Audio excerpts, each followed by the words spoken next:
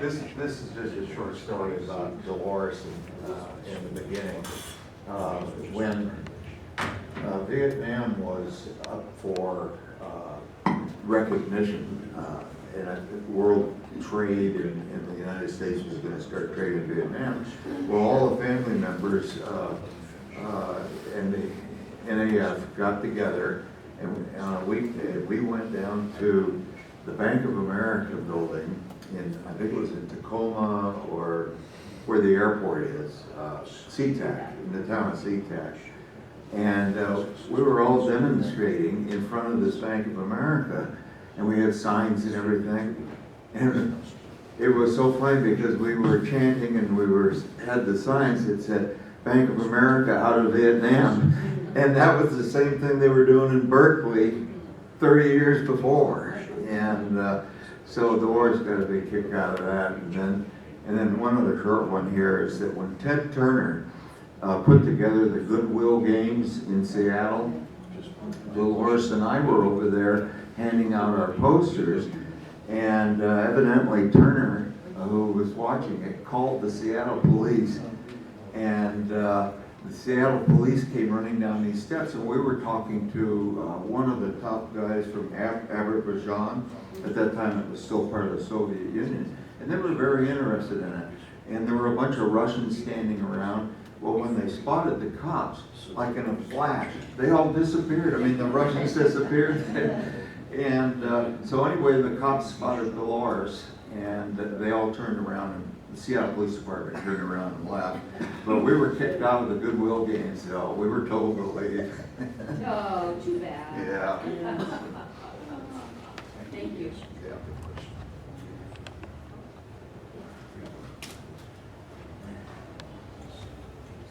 Picking up where we left off. So in 2013, obviously the findings happened where former now DPA, but DPMO, JPAC, and all of the other official named agencies and subcommittees and subgroups who are supposed to be finding our missing personnel got told that they were doing things incorrectly and they need to get their shit together.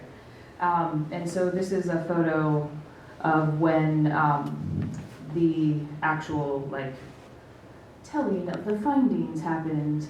And if you want to see this is a YouTube screenshot, so you can go on our YouTube channel and we have that up. But in between 2013 and 2014, obviously another Memorial Day happens, another Rolling Thunder happens, and then you fast forward and the findings that were supposed to be taken so seriously end up DPMO changing into DPAA and basically keeping the same folks on board, the same chain of command. And in fact, one of the report findings was very specifically about JPAC and how their director over the last several years had allowed for false services to take place. So it was supposed to be a repatriation of remains in front of family members, and there were no remains being repatriated. There were empty boxes. The planes had not flown in from anywhere. They were staged, boxes empty, no remains, flags draped over them, paraded in front of family members, warm and fuzzy, happy, things faked for a couple of years. The GAO report talked about that, and then DPAA names their director is the former JPAC director who had signed off on all of those fake ceremonies. So obviously the name change really didn't change any of the things. And as we kind of discussed earlier when we were talking about why Kipa deserved his Advocate of the Year award, when DPAA's site came up from the old DPMO site, much of the U.S.-Russia Joint Commission meeting notes that were mandated to be publicly shared, and there used to be a section for that had everyone, was gone, and then it popped back up and it had 3 of them. And you know, it's one of the reasons why we, the Alliance, got kicked out of the calls is because Lynn O'Shea put together the straight out of DPA. It's just more lipstick on a pig. Just because you change the name, you get a new logo, it doesn't mean that you're going to be doing anything different, because you haven't started to do anything different, and you obviously don't care to do anything different because you put the guy in charge who was in charge of things when it was found to be insufficient and actually doing illegal activity.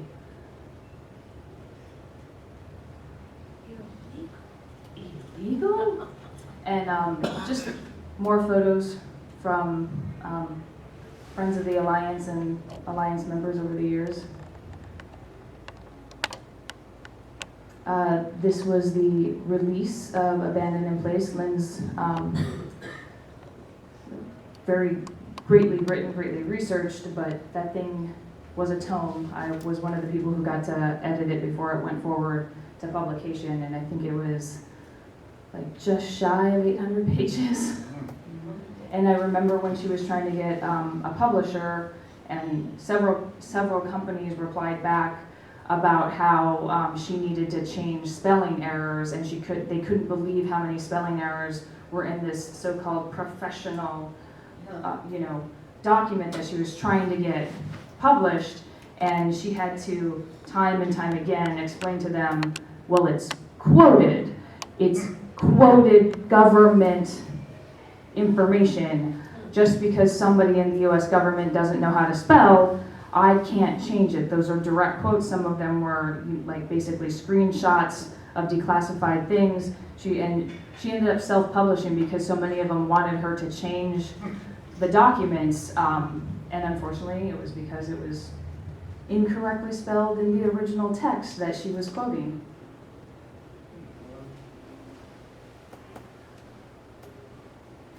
And as Mr. McDaniel alluded to this morning, he's obviously been here giving opening prayers and blessings for a very long time.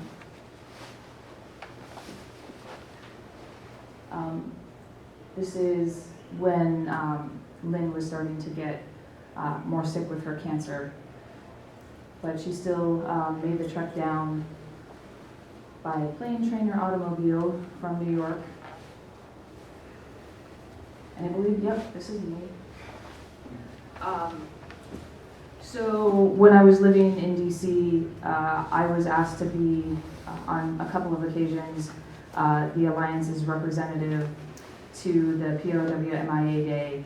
And I think on every occasion, and I'm not one to wear skirts, but on every occasion for this, I always wore a skirt, and I wore black high heels that were my Aunt Dolores's, that she had made when she lived in Italy, and she bequeathed them to me when she was still alive but wasn't wearing heels anymore. So that way I had her with me, but I specifically wore a skirt, not because I'm tall and have great legs, but because my foot is tattooed with a POW symbol on the top of it, very visibly, and it has 2 eagle feathers on it because my mom's side of the family is Native American, and you don't get to earn your eagle feathers unless you do something of great character or going off to war. And so my eagle feathers, one is for Iraq and one is for Afghanistan, and obviously the POW symbol is for my Uncle Victor. And I continue to get asked when somebody sees it, making contact, this is the SecDef, he was like, I see you have a POW tattoo on your foot. I said, yes, I do. And I then take that opportunity to, as politely as possible, explain why I have that tattoo, since I have missing family members. And usually I also was holding an Alliance coin, and I have Alliance coined I think 3 SecDefs at this point, which is not exactly what they're expecting to have happen when they walk up and shake a young woman's hand who's in a skirt and has a cute little pin on, and they're like, oh, it's so nice to meet you. And you're like, bam, I just coined you. Let me explain to you who I am. And The other photo is actually on my wedding day. Keith and I got married on the anniversary of my uncle's shoot down. We exchanged vows across the way at the Einstein statue because we're super nerdy. But anytime that I am in Washington, D.C. on the anniversary of the shoot down, I go and I perform a smudge ceremony at the wall. And so this is actually, like I said, on our wedding day, got married, and everybody in tow from our tiny little party got to walk across the street and watch me give the smudge ceremony to my uncle, so that way, honoring him and letting him know that we were still thinking of him, because Nicolette never wanted to be a June bride, and she needed to be a June bride so that she could get her orders and take her husband with her, so she became a June bride.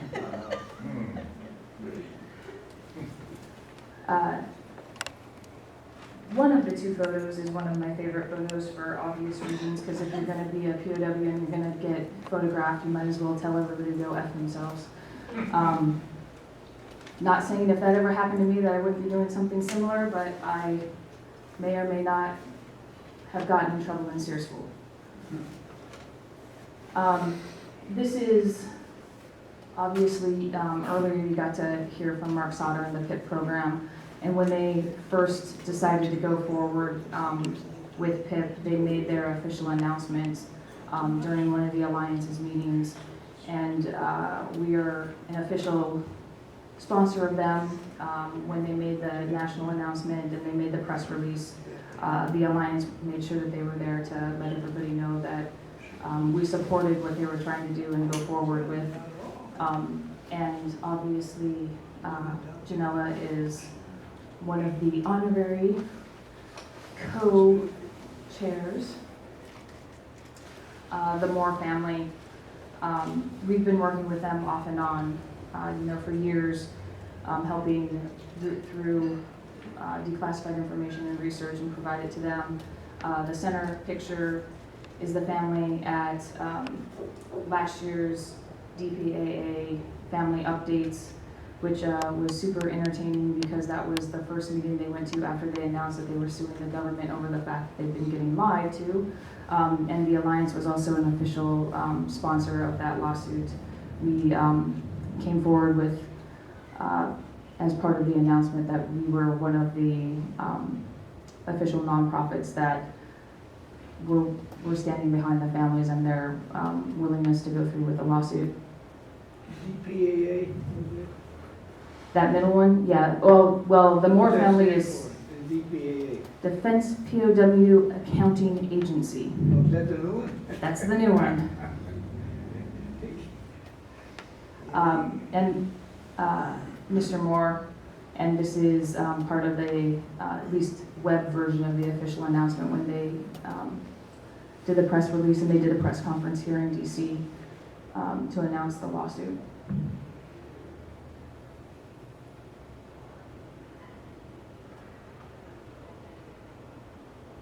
And just some more photos from over the years. And that year we actually had Chip Beck, who came with a bunch of his various artwork before he moved to, I think, the middle of Pennsylvania, right?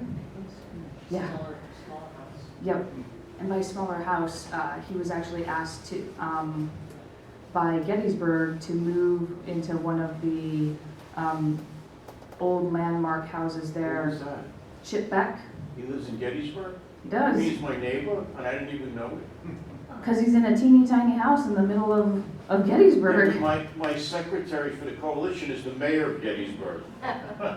Well, ask her if she's met Chip Beck. Oh my gosh, I Yeah. emailed him, I didn't know. I'm Yeah, sorry. so he was asked to take on helping to, from an artist standpoint, draw Gettysburg and all that kind of stuff. All right, I'll see him maybe Monday.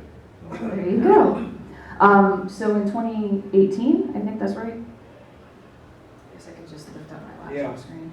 There it is. Summer 2018. So a couple of the interesting bits and pieces that happened then, as you can see, a rosette is placed. This is on the in the Punch Bowl in Hawaii. So when if somebody's name is on there and their remains are found, they stick a rosette and they change the color from white to gold, so that way everybody knows that that person has been found. This is one of the families that we had provided research to over the years, and in 2018, the remains were finally officially identified. Interestingly enough, the photo above in the two-person image with the colonel here, the Alliance got a Facebook message from a gentleman who is married to a Chinese woman, and some of her family were elderly and passed away, and so they traveled from where they lived in the Philippines and went up to China to help clear out the family. I guess it wasn't an attic. He goes, they just had a lot of stuff. They all lived together, and like an auntie passed away, and then the stuff just got moved to one area of the house, and then another person passed away, and their stuff moved to that same area of the house, and then finally when the last of the eldest in the family passed away, they needed to come back and go through all of the stuff. And they found the top photo, and he said, obviously that looks like an American, and my wife is Chinese and she's never seen this before, and her family has it in their, in their goods, and we don't know who this is. If this person, is this evidence of somebody who is still held hostage? Is there any way that you can help with that? And so what I did was I put out, instead of just doing the regular bits and pieces, sometimes we do a call to action. And so shortly explained in a one-pager with the photo, hey, we were given this photo, and we're wondering if anybody can help identify who this person is. It was found in China by a family member of the deceased Chinese person, and it turns out that it is the colonel, and the colonel is still alive, and he actually self-identified and said, nope, that's me. I remember that day. I remember all of that, and what's interesting is most of the photo, actually the only photo that is in the public domain of him when he was captured is not this photo. So he remembers the incident obviously, but no one's ever seen this photo in and of itself. So I put this little collage together and let everybody know, thank you for the help, and we've identified who that person is. He's a returned POW, he's still alive, and the Alliance kind of decided together that it was probably in the best interest to let the colonel and that family have their conversation and kind of stay out of it, because sometimes that's pretty good for mental health to not interject yourself into that kind of stuff. So we did an introduction and to the family, and they've been able to have communication since this time. So Pogriba, since it was brought up earlier, interestingly enough, his family is actually from Malta, Montana. For those of you who don't know what Malta, Montana is, that's okay, because Malta is very, very tiny. But because of everything that happened around his case, they decided to name the very tiny airport after him, and so that is part of the ceremony shot. And the only reason that I kind of found out about it was because I was heading up to that area for work, and they were telling me that there were people coming in, so that it might be difficult for me to get a flight, because again, tiny airport, and there's only one flight from where I live in Billings, Montana a day into that area, and I was going to still have to drive in, and I was like, okay, no, that's okay, I'm not going to fly into Malta, I'm going to fly close to Malta, and I'm just going to drive over. So, but in the whole time that I've ever heard, Hoagie 105 and Pogriba, the names and everything like that, I had no idea that he was from Montana. And again, you can't